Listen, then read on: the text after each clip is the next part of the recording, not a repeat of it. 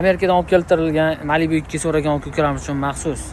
Malibu 2 o'zi bilasizlar, birinchi bo'lib Amerikadan kirib kelgan 2017-yil mashinamiz. Xo'p, kraskalarga kelgan bo'lsak, 10 taraf eshigida petnos septirib, ikkita eshigini lakini ponni perexod qildirib qo'ygan ekanlar. Qo'ygan joylari absolutni top-toza deyaptilar. Xo'p, mashinamiz ideal holatda turibdi. Polirovkalar ham qildirib qo'ygan ekanlar. Xo'p, mashinamizdan o'zini shtatniy diskalarida, motorimiz 1.5 litrli turbina bilan jihozlangan.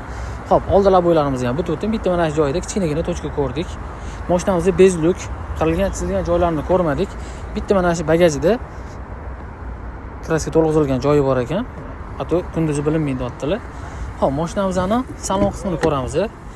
Sidinalari, obshipkalari ideal holatda turibdi.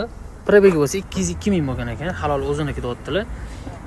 Motor korobka hadoyi hech qanaqa texnik ishi yo'q deyaptilar. Suv-tekin kanalimizdan olib maza qilib haydayman degan ukalarimizga bor yo'g'i 14990 bosib yuboringlar akalar.